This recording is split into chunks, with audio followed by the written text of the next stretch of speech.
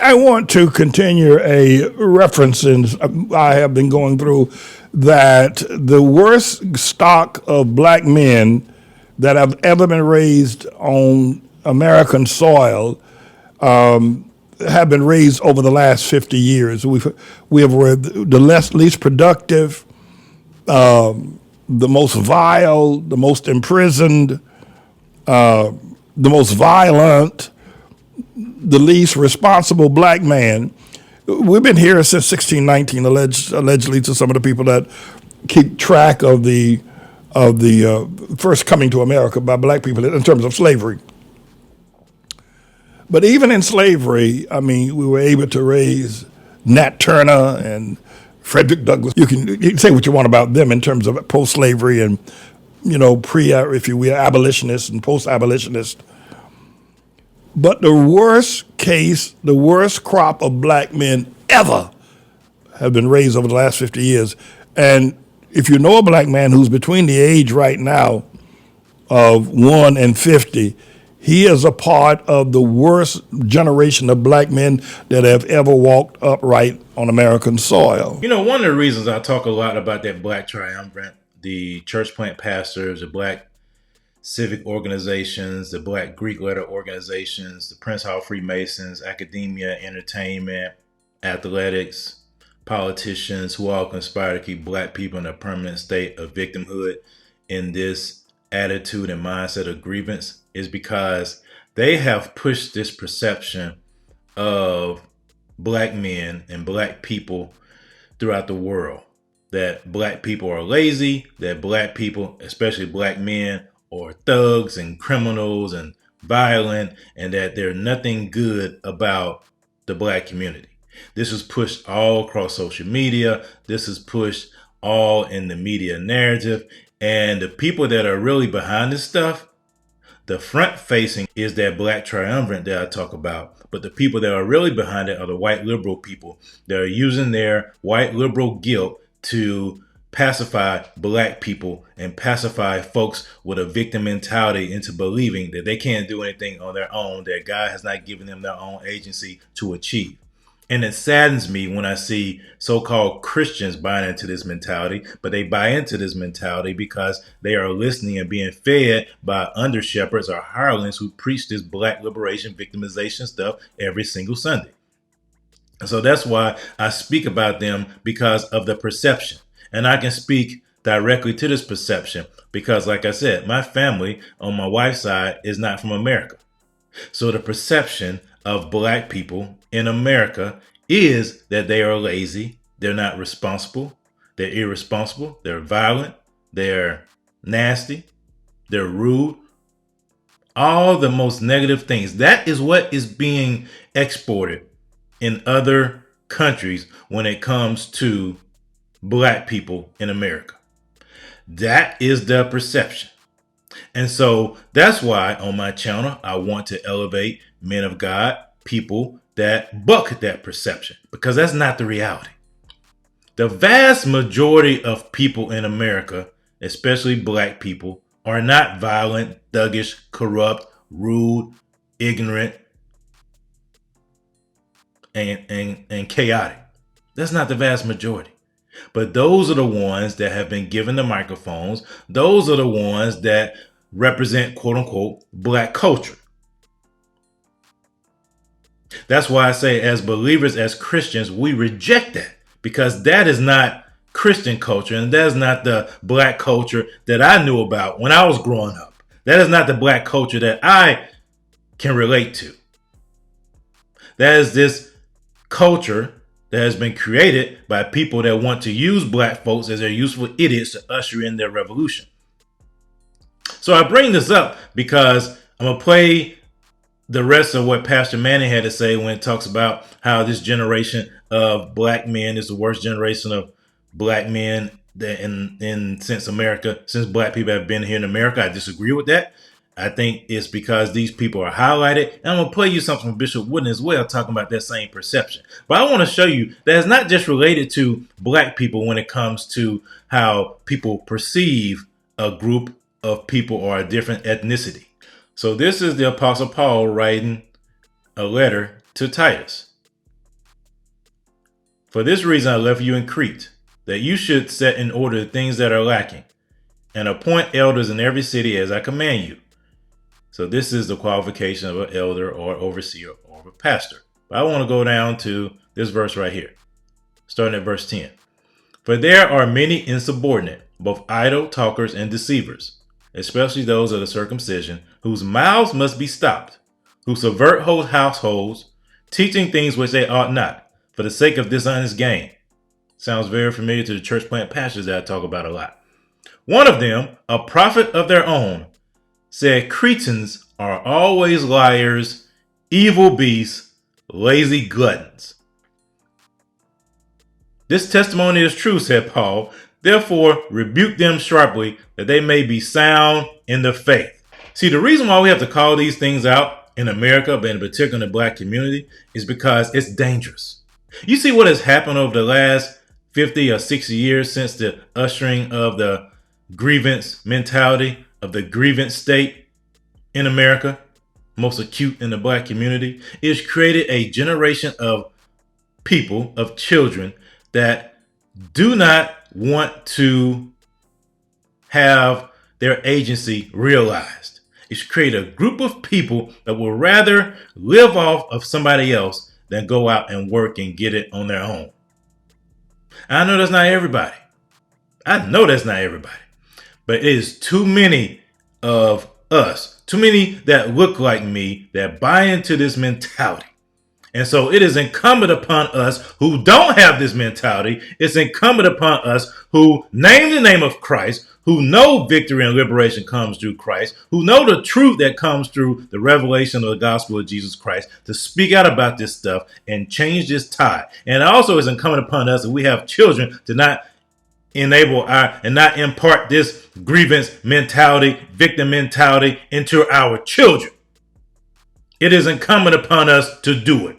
And if you haven't done so already, if you want to incorporate gold or silver or other precious metals into your retirement portfolio so that you can ensure that your children do not have a victim mentality or a grievance mentality, go to the biblicalconservative.com/gold or click on the link in the description. He's the least protective of his family. He is the poorest. He is the most homeless. He is the most imprisoned. His sons have been shot down and killed. He has been shot down and killed. He has been raised by his mother, who doesn't know how to raise a man. His father has perpetuated the situation, and his mother still looking for somebody to love her, looking for a man. There ain't no man.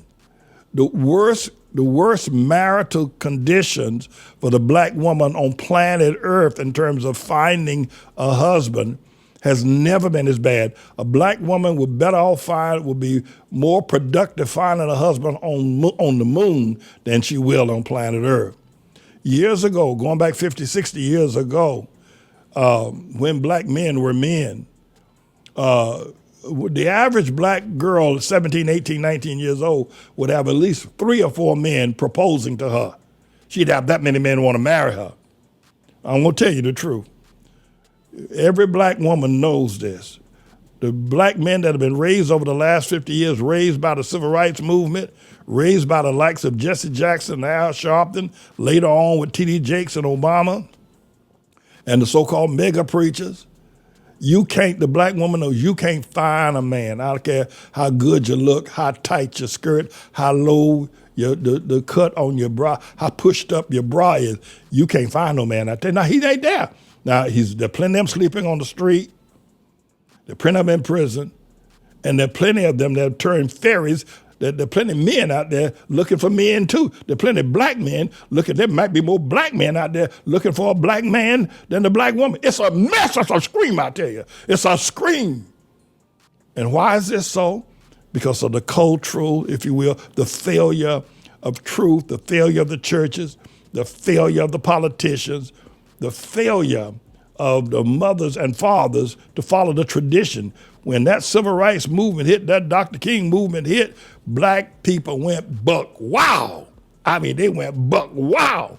After Shirley Chisholm and Adam Clayton Powell, they went buck wow. Crazy liberals, if you will, giving up and expecting the government to do everything for them, hating white folk and marching up and down, burning down buildings like they're starting fires. I mean, the black family went buck wild. They think I'm crazy. Because I keep telling you, but look at where you are. Are you a black woman? I don't care how good looking you are, you long hair and long legs and a nice fanny and a protruding breast. You can't, ain't no black man out there. The black man you're looking at is looking at the black man in the next cubby in the office. He's looking at the man too. It's a scream. The worst condition on planet Earth. There's never been a time when the black family have been so destroyed. And this is the reason being is when you lift up somebody like that Barack Hussein, the long-legged Mac Daddy Obama, I mean, even Ray Charles could see that man was funny than a $3 bill. And he wasn't even black, raised up in Hawaii as a surfer and spent the first 9 years of his life in Indonesia being raised by a tranny who had cut off his junk. And Obama was in the house with that tranny day in and day out when he was 9, 10, 11, 12 years old with that tranny.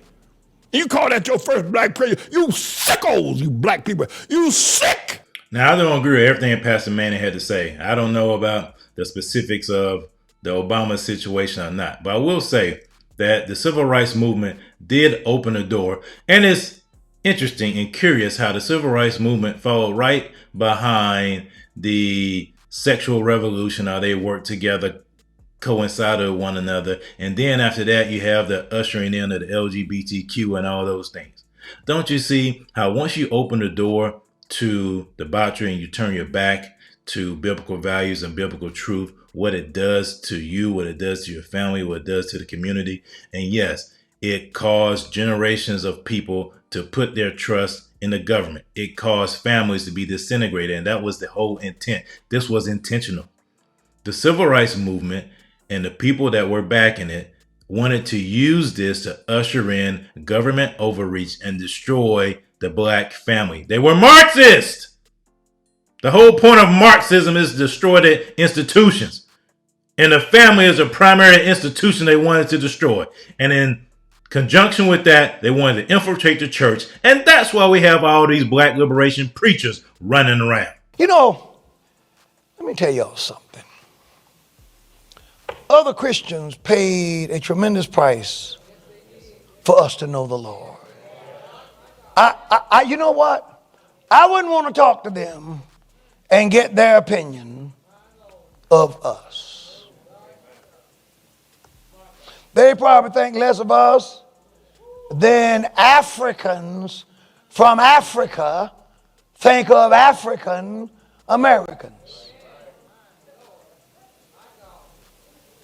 Africans from Africa, most of them think African Americans are lazy whiners, steer mud, we can overcome. Can't speak but one language, won't graduate Harley to save our lives, don't want to work, complain if you have to work for welfare.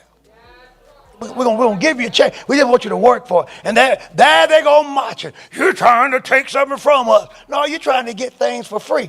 And people who come from other areas of the world where you really have to get it, they don't get it when it comes to us because they don't understand why we whine and cry so much.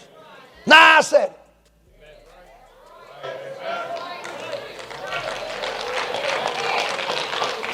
They don't understand African Americans. Africans. They don't come with the intentions of marrying any of us. They won't work. They're lazy. They complain all the time, man. They're telling the truth. We have become a grievance people. All them people. But now we're not the only one grieving. You see them white liberals up there in D.C. protesting the president trying to clean up D.C. Now, there's no need of anybody trying to pretend D.C. don't have a crime problem. Because my position would be, since when? Everybody knows they have a crime problem. The mayor has had plenty of time to do something about it. The parks are messed up. Homeless people everywhere. They're messing up North Carolina. Oh, there's trash on the streets. What's that all about? Encampments everywhere. And one man tries to do something about it within his legal authority. And oh, people having a hissy fit. Oh, that gonna be some on. I imagine there. Oh, I imagine some of y'all giving me thumbs down. Now, whatever you do, praise the Lord. I don't care. But I'm telling you the truth. I'm telling you the truth. It's just amazing. It's just amazing. We're too soft. It takes us too long to grow up, to mature.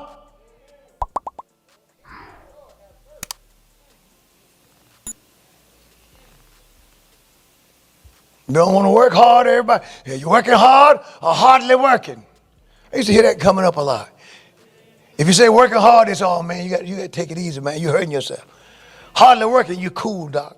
Yeah, but that hardly working thing ain't going to put no money in your pocket. You ain't going to have anything. You're going to fall behind. And you know who's going to beat you? You know who's going to beat you like a drum? The guy who's working hard.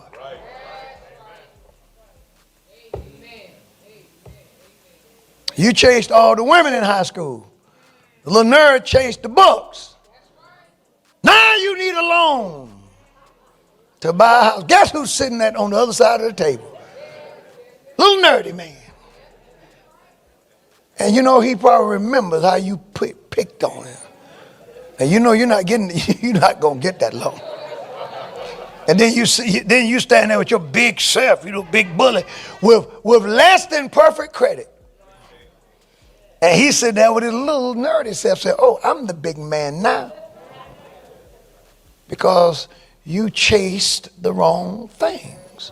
Wouldn't it be something if we put this in our children early, and our little boys early, and our girls early? No. But no. We're too busy making everybody think people owe us something. Somebody came up to me the other day. I'm going to get off this because I won't teach this. But thank you, Renee. See, I need her. Praise God. Somebody came up to me the other day, Bishop, I want to get your thoughts on something. Yes. What do you think about reparations? Reparations. What do you think about that? I said, well, I don't think I'm owed anything. Why? And I gave the simplest answer I knew to give. I said, I've never been a slave. Have you? I've never been one. I've never met one. My mama wasn't one. My grandmother wasn't one. And a lot of you go back far enough in your family tree, y'all own slaves. So how we going to divide up the money? Get your old light-skinned Sarah. There's a white man in there somewhere. Now, like I've said before, do I believe in what the reparations these liberals are talking about? No. But I do think that the government does owe some kind of restitution to the black community for the harm they have done with their Marxist, communistic, socialistic agenda and policies. I do. I think they do need to be held accountable for what they've done, for the experiment, the social engineering, the social experiment they've done when the people moved up from the South, part of the Great Migration, how they used that to do their social experiment, how the communists used black people as their front people for their revolution. I do think something needs to be done. It doesn't have to be cash payments, but I think something needs to be done. Some kind of acknowledgement needs to be made, because that is true systemic oppression and racism. But you know how you overcome that? By being in a relationship with Jesus Christ, because you have blood privilege. You rise above the situations that man try to keep you in. But until you realize that, understand your own agency, and stop listening to the black triumvirate, stop listening to these church plant pastors, you'll continue to be in a permanent state of victimhood. You'll continue to live upon and base your life upon grievance. Let me know what y'all think in the comments. We're not victims. We are empowered for greatness.